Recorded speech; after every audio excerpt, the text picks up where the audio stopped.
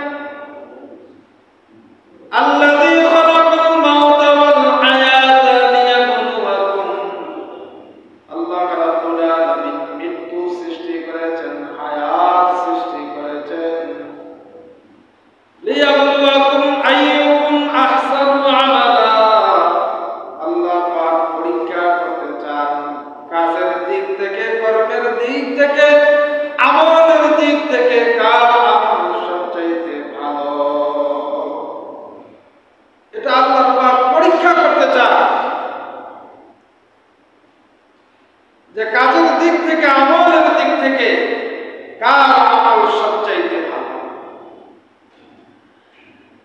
এই ব্যাপারে 2 নম্বর কথা হলো যে আল্লাহ রাব্বুল আলামিন আপনাকে আমাকে পরীক্ষা করবেন।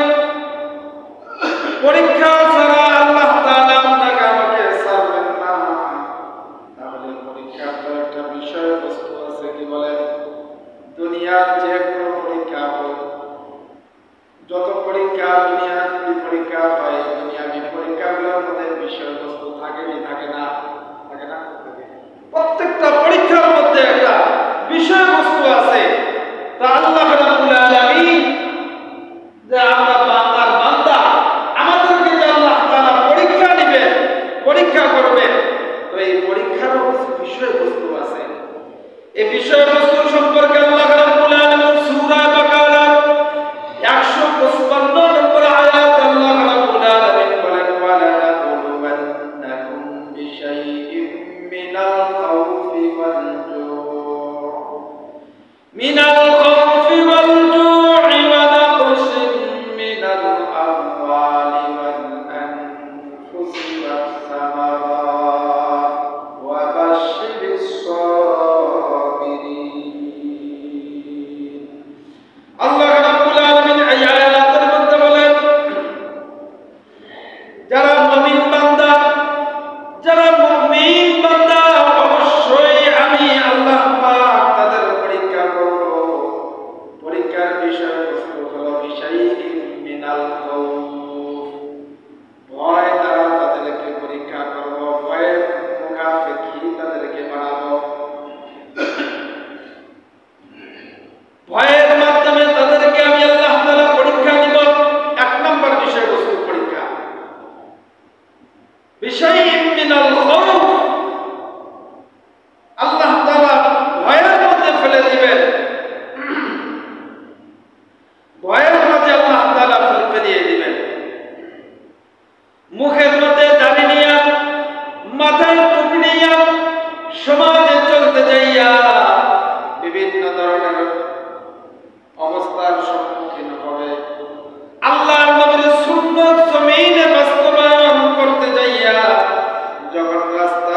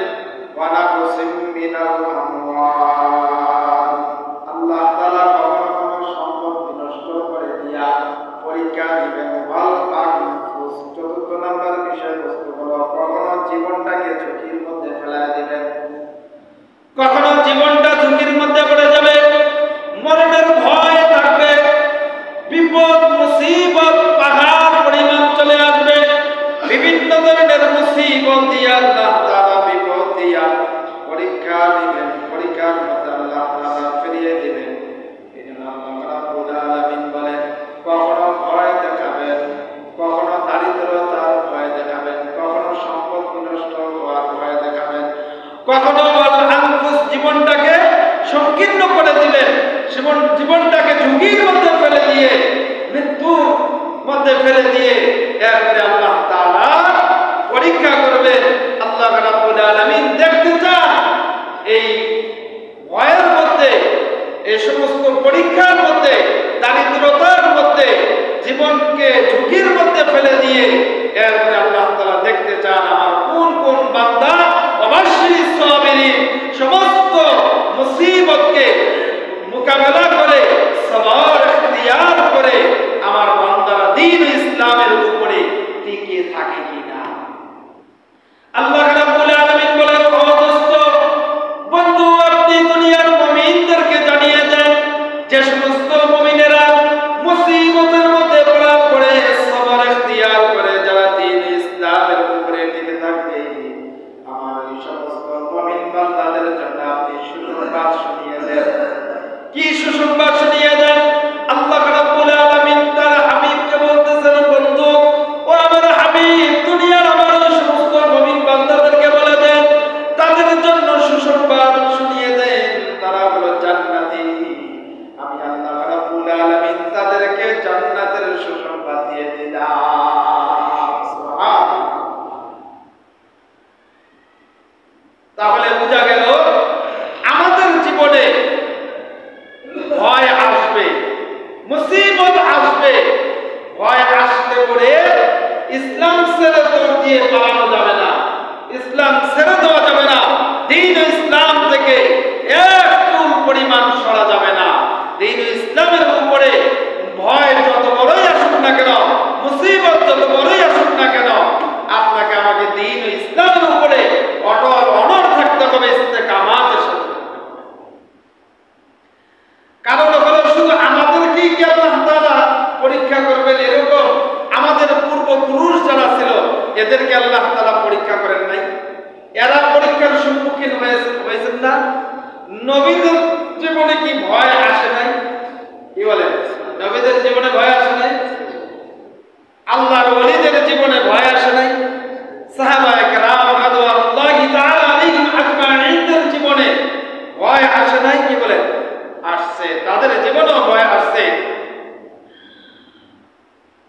নাকি আল্লাহ তাআলা নবী আলাইহিস সালাতু ওয়াস সালাম, সাহাবায়ে কেরাম, আল্লাহর ওলি যারা ছিল এদেরকে শুধু দ্বীন ও ইসলাম প্রতিষ্ঠা করতে যাইয়া খালি কোরমা বিরিয়ানি পোলাও খিলাইছে? কি বলেন? এরকম আলু আর রুটি খিলাইছে না, এদের মধ্যেও আল্লাহ তাআলা ভয়ের দ্বারা জীবনকে ঝুঁকির মধ্যে ফেলে দিয়ে এদেরকেও আল্লাহ তাআলা পরীক্ষা নিয়েছেন। নবীদের জীবনেও ভয় এসেছে, ওলিদের জীবনেও ভয় এসেছে, সাহাবায়ে কেরাম রাদিয়াল্লাহু তাআলা আলাইহিম আজমাইনদের জীবনেও ভয় এসেছে। কত নবীদের জীবনে এমন ভয় এসেছে, তাদেরকে কত কত নবীদেরকে তো কোরআন দিয়ে দ্বিখণ্ডিত করা হয়েছে, কোরআন দিয়ে দুই টুকরা করে দেওয়া হয়েছে। সাহাবায়ে কেরামদের জীবনে ভয় এসেছে। কোন কোন সাহাবায়ে কেরামদেরকে দ্বীনের জন্য, ইসলামের জন্য এত নির্যাতন তাদেরকে করা হয়েছে যে তাদের নির্যাতনে এত নির্যাতন তাদের উপরে আসছে যে তাদের শরীরের চামড়া আগুন দিয়ে পুড়িয়ে দেওয়া হয়েছে। শরীরের থেকে চামড়া থেকে গোশত থেকে হাড় থেকে গোশত ঝরে গেছে। এমন অবস্থার সম্মুখীন সাহাবায়ে কেরামদেরকে হতে হয়েছে। এই জন্য আমার ভাইরা, আল্লাহর জমিনে দ্বীনকে প্রতিষ্ঠিত করার জন্য কত নবীদের রক্ত ঝরতে হয়েছে। তাহলে বোঝা গেল যে ভয় অবশ্যই আসবে, তবে ভয় আসলে ভয় পাওয়ার কোনো কারণ নাই। ভয়ের মধ্যেও ভয়ের মোকাবেলা করতে হবে, সবরের সাথে মুসিবতের মোকাবেলা করে ইসলামের উপরে টিকে থাকতে হবে। ইসলাম ছেড়ে চলে যাওয়া যাবে। এই ব্যাপারে দ্বিতীয় নম্বর কথা হলো, তবে হ্যাঁ এটাও মনে রাখতে হবে, সবার পরীক্ষা কিন্তু এক সমান হবে না, এক ধরনের হবে না। সকলের পরীক্ষা কিন্তু আল্লাহ তাআলা এক ধরনের নেবেন না। স্তর অনুযায়ী আল্লাহ তাআলা পরীক্ষা নেবেন। জালিমান যেই পরিমাণ, জালিমান যেই স্তর, সেই স্তর আল্লাহ তাআলা পরীক্ষা নেবেন। যেমন উদাহরণ দেই একটা, আমাদের রিক্সা, যেগুলো রিক্সা ড্রাইভাররা যে রিক্সা চালায়, এরা জমিনের উপরে রিক্সা চালায় না হাওয়ার উপরে, আসমানের উপরে? কি বলেন? জমিনের উপরে রিক্সা চালায় না, কিন্তু হাওয়ার উপরে যারা বিমান চালায় এদেরকে কি বলে? পাইলট বলে না? এরা বলে পাইলট। তো জমিনের মধ্যে যারা রিক্সা চালায় এরাও এক ধরনের পাইলট, আর আসমানের উপর দিয়া ওই হাওয়ার উপরে যারা বিমান চালায় ওরাও এক ধরনের পাইলট। কিন্তু এই দুই পাইলটের মধ্যে ব্যবধান আছে না? আছে না নাই? দুই পাইলটের মধ্যে ব্যবধান আছে।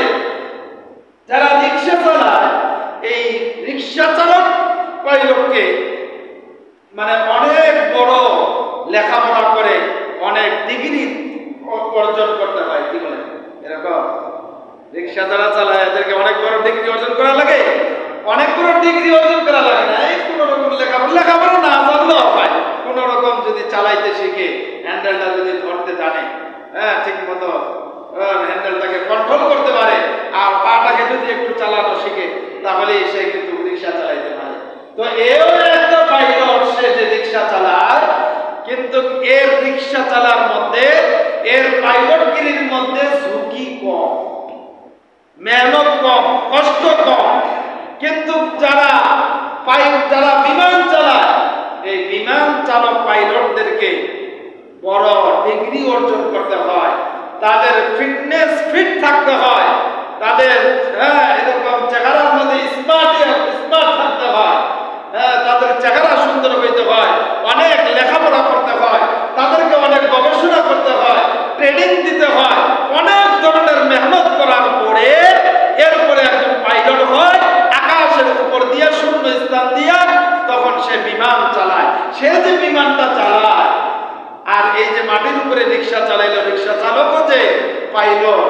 তো রিক্সা চালক যে পাইলট, এর যদি রিক্সা একটা ক্ষতিগ্রস্ত হয়, কোন ধরনের কোন রকম অ্যাক্সিডেন্ট হয়, তাহলে রিক্সাওয়ালা খুব বড় ধরনের ক্ষতি হয়ে যাবে। এরকম নাকি? না, বড় ধরনের কোনো ক্ষতি হবে না, হালকা পাতলা একটু সালতাল যাবে। কি বলে? আর যদি এরকম চালাক হয় তো লাভ দিয়ে চলে যাবে। একটু যদি হাওয়া হয় তাহলে হয়তো একটু সালতাল যাবে, পাটা হয়তো একটু ভাঙবে বা মস্কে যাবে। কিন্তু পাইলট যে বিমান চালায়, সে যদি শাহজালাল আন্তর্জাতিক বিমানবন্দরে ল্যান্ড করতে যাইয়া একটু ছোট্ট একটা ত্রুটি ঘটিয়ে ফেলায়, তাহলে যে ক্ষতিটা হবে, যেমন কয়েকদিন আগে ইরানের প্রেসিডেন্ট যে মারা গেছে, এমনি গেছে, দুর্ঘটনা ঘটেই তো মারা গেছে। প্লেনের দুর্ঘটনা ঘটছে, বিমানের দুর্ঘটনা ঘটনা ঘটেছে দেখে তো মারা গেছে। তাহলে ওই দুর্ঘটনা, প্লেনের দুর্ঘটনা আর রিক্সার দুর্ঘটনার মধ্যে পার্থক্য আছে না নাই? রিক্সার দুর্ঘটনার মধ্যে পড়লে, রিক্সা অ্যাক্সিডেন্ট হলে যেমন বড় ধরনের কোনো ক্ষয়ক্ষতি হবে না, মানুষের মরার কোনো ঝুঁকি থাকবে না। কিন্তু বিমান যদি সামান্য ধরনের ত্রুটি হয়ে যায়, তাহলে বিমানের পাইলটের খবর আছে না নাই? যাত্রীদের খবর আছে না নাই? ওইটা যেহেতু সবচাইতে বেশি কঠিন, এই জন্য ওইটার মর্যাদাও বেশি, ওইটার দামও বেশি, ওইটার বেতনও বেশি। আর এইটা যেহেতু মর্যাদা কম, ঝুঁকি কম, এই জন্য এইটার মর্যাদাও কম, এটার দামও কম, বেতনও কম।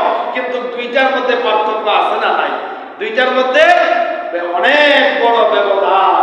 এই জন্য আমার ভাইরা, আল্লাহ রাব্বুল আলামিন আমাদেরকে যে পরীক্ষা নেবেন, সবাইকে সমান পরীক্ষা নেবেন না। ছোট্ট আরেকটা উদাহরণ দেই। আমাদের এলাকার মধ্যে 10 তলা বিল্ডিং যদি কেউ করতে চায়, যেমন আমাদের দিনাজপুরে কয়েকটা 10 তলা বিল্ডিং আছে না? এই 10 তলা বিল্ডিং গুলো করতে যাইয়া যেই পরিমাণ মালিক, যেই পরিমাণ মাটির নিচে লোহা দিছে, ইট দিছে, সিমেন্ট দিছে, পাথর দিছে, যে পরিমাণ টাকা খরচ করছে, যেই পরিমাণ মাল মেডিসিন মাটির নিচে দিছে, একজন একতলা ভবন করতে যাইয়া কি ওই পরিমাণ মাল দেয়? ওই পরিমাণ মাল মেডিসিন দেয়? ওই পরিমাণ মাল মেডিসিন দেয় না। এটাই হচ্ছে ব্যবধান। আল্লাহ তাআলা আমাদেরকে যে পরীক্ষা এই পরীক্ষাটা এক একজনকে এক এক রকম পরীক্ষা নেবেন। ইমানের স্তর অনুযায়ী আল্লাহ তাআলা পরীক্ষা নেবেন, সবাইকে সমান পরীক্ষা নেবেন না।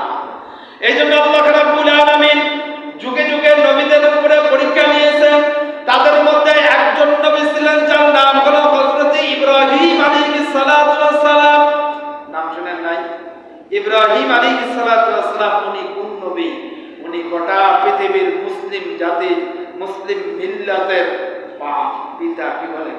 মুসলিম মিল্লাতের নেতা না, মুসলিম মিল্লাতের পিতা ইব্রাহিম আলাইহিস সালাতু ওয়াস সালাম। এই ইব্রাহিম আলাইহিস সালাতু ওয়াস সালামকে যে আল্লাহ তাআলা পরীক্ষা নিয়েছিলেন, তাকে যে পরীক্ষাগুলো আল্লাহ তাআলা তার মাধ্যমে নিয়েছেন, তার পরীক্ষা আর সাধারণ একজন মুসলমানের পরীক্ষা কি সমান? সমান সমান হতে পারে না। নবীদের পরীক্ষা ছিল ভিন্ন, সাধারণ মুমিনদের পরীক্ষা নেবেন আল্লাহ তাআলা ভিন্ন। কারণ হলো আমাদের যে ঈমানের অবস্থা, আমরা যে দুর্বল ঈমানদার, আমাদেরকে আল্লাহ তাআলা যদি কঠিন শক্তগুলো পরীক্ষা নিয়ে নেয়, তাহলে পাস করা বড় মুসিবত আছে। আল্লাহ রাব্বুল আলামিন হযরত ইব্রাহিম আলাইহিস সালাতু ওয়াস সালামকে পরীক্ষা নিয়েছিলেন। কেমন পরীক্ষা নিয়েছিলেন? গোটা মুসলিম মিল্লাতের পিতা, মুসলিম মিল্লাতের নেতা যাকে আল্লাহ তাআলা বানিয়েছেন, মিল্লাত আবিকুম ইব্রাহিম ওয়া সাম্মাকুমুল মুসলিমিন। গোটা পৃথিবীর সমস্ত মুসলমানদের নেতা, পিতা যাকে আল্লাহ তাআলা বানিয়েছেন, এই ইব্রাহিম আলাইহিস সালাতু ওয়াস সালামকে এক মুশরিকের ঘরে আল্লাহ তাআলা পাঠিয়েছেন। মুশরিকের ঘরে আল্লাহ তাআলা পাঠিয়েছেন। ইব্রাহিম আলাইহিস সালাতু ওয়াস সালামের পিতা ছিল মুশরিক, মা ছিল মুশরিকা, দাদা ছিল মুশরিক, দাদি ছিল মুশরিকা, নানা নানি, তার পরিবারের সমস্ত মানুষ, এমনকি গোটা পৃথিবীর মানুষ ওই সময় মুশরিক ছিল। গোটা সমাজের মানুষগুলো, ইব্রাহিম আলাইহিস সালাতু ওয়াস সালামের সমাজের মানুষগুলো ছিল হলো মুশরিক।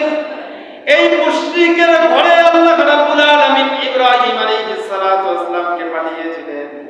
অথচ আল্লাহ রাব্বুল আলামিন আপনার আমার প্রতি কি পরিমাণ ইহসান করেছেন, আল্লাহ তাআলা আপনার আমার প্রতি কি পরিমাণ দয়া করেছেন। আল্লাহ পাক আপনাকে আমাকে মুসলমানের ঘরে পাঠিয়েছেন। আপনার আমার বাবার বাবা মা মুসলমান, দাদা দাদি মুসলমান, নানা নানি মুসলমান, মুসলমানের সমাজে আপনাকে আমাকে আল্লাহ তাআলা পাঠিয়েছেন। মুসলমানের ঘরে আপনি আমি আসার কারণে জন্ম নেওয়ার সাথে সাথে ডান কানে আযান আর বাম কানে ইকামতের সুযোগ হয়েছে। যেন আমার ভাইরা, আল্লাহ রাব্বুল আলামিন আপনাকে আমাকে কি পরিমাণ ইহসান করেছেন, দয়া করেছেন।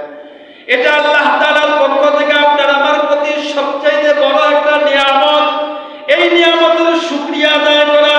অথচ আল্লাহ রাব্বুল আলামিন গোটা পৃথিবীর মানব জাতি, মুসলিম জাতির মিল্লাতের পিতা যাকে করে আল্লাহ তাআলা করবে, তাকে আল্লাহ রাব্বুল আলামিন মুশরিকের ঘরে পাঠাইলেন।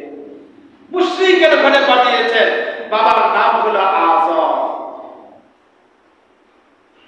তো বাবার নাম যে আযম, এই বাবা সে যে মুশরিক, এমন মুশরিক যে মূর্তি নিজে হাতে বানায়, আবার এটা বাজারে বিক্রি করে, আবার এটার পূজা করে। তার মানে হলো ত্রিপল মুশরিক, ত্রিপল ডিগ্রিধারী মুশরিক। মূর্তি নিজে তো মূর্তির প্রতি সিজদা করে, আবার এটা নিজের হাতে বানায়, আবার এটা বাজারে বিক্রি করে। তো ইব্রাহিম আলাইহিস সালাতু ওয়াস সালাম বাবাকে জিজ্ঞাসা করলেন যে বাবা, আসলে সাধারণতভাবে দেখা যায় যে মা বাবা যে কাজটা করে, ছোট্ট বাচ্চা যে আছে, ছোট্ট বাচ্চারা মা বাবার ওই কাজগুলো দেখে দেখে কিন্তু শিখে। মা বাবা কোনো একটা কাজ করছে বা কোনো একটা কথা জবাব দিয়ে বের করছে ছোট্ট বাচ্চার সামনে, ওইটা তার মাথার মধ্যে কেস হয়ে গেছে। তো ওই কাজটাই, ওই কথাটাই সে বারবার বলতে থাকে, ওই কাজটাই বারবার করতে থাকে। তো ইব্রাহিম আলাইহিস সালাম দেখতেছে যে তার নিজের বাবা নিজ হাতে মূর্তি বানায়, ওই মূর্তির সেজদা করে আবার এগুলো বাজারে বিক্রি করে। তো ইব্রাহিম আলাইহিস সালাম ছোট্ট শিশু বাবাকে জিজ্ঞাসা করতেছে। কোরআনে কারীমের মধ্যে আল্লাহ তাআলা বলেছেন, সূরা আম্বিয়া 56 নম্বর আয়াতে আল্লাহ তাআলা বলেছেন, ইব্রাহিম আলাইহিস সালামের ইতিহাস কোরআনে কারীমের মধ্যে আল্লাহ তাআলা বর্ণনা করছেন।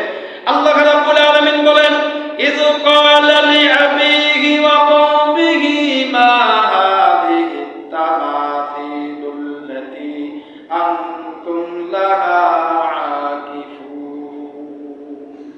ইব্রাহিম আলাইহিস সালাম বাবাকে জিজ্ঞাসা করলেন, বাবা আপনি এগুলো কি করেন, এগুলোর পূজা আপনি কেন করেন, এই মূর্তির সামনে আপনি কেন সেজদা করেন, কেন আপনি এই কাজ করেন, কেন আপনি মূর্তির সামনে সেজদা করেন?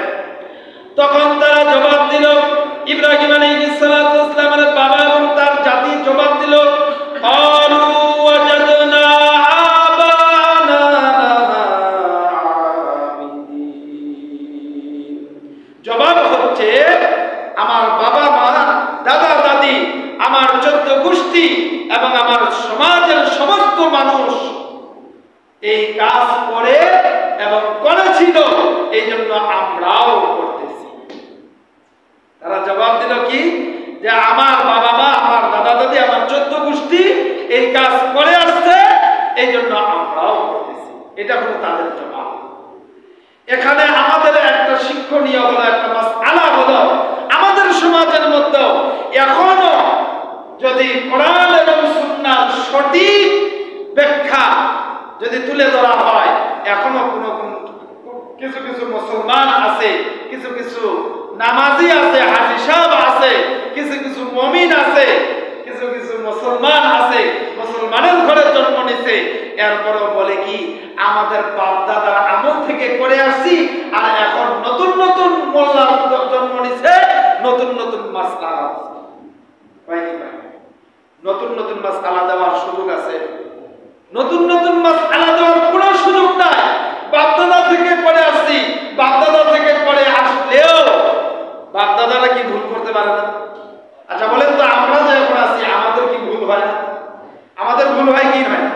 আমাদের ভুলগুলো যদি আমাদের সন্তানরা ধরতে পারে, তো ওই সন্তানরা যদি চিন্তা করে যে আমাদের বাপদাদা তো করে আসছে, এটা ভুল না, এটাই সঠিক, আমরা এটাই করব, হুজুররা যা পায়, মোল্লারা যা পায়, মোল্লাদের কথা শুনবো না, বাপদাদা যেহেতু করে আসছে, বাপদাদার আমল থেকে যেহেতু করে আসছে, তাহলে এটাই সঠিক, এটাই করবো। তাহলে তারা ভুলের মধ্যে থাকলো কি থাকলো? ভুলের মধ্যে থাকলো না? ভুলের মধ্যে থাকলো না? আমাদেরকে সংশোধন হইতে হবে।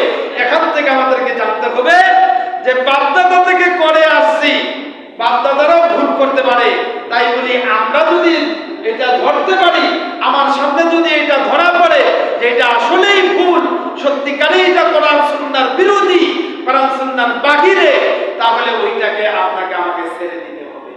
আর না হলে আমরা যদি ওই চিন্তা করি যে বাপদাদারা করেছিল, তাহলে এই কথাটা, এই চিন্তাধারাটা ওই মুশরিকদের যে চিন্তাধারা ছিল, তাদের চিন্তাধারার সাথে আপনার চিন্তাধারা মিল হয়।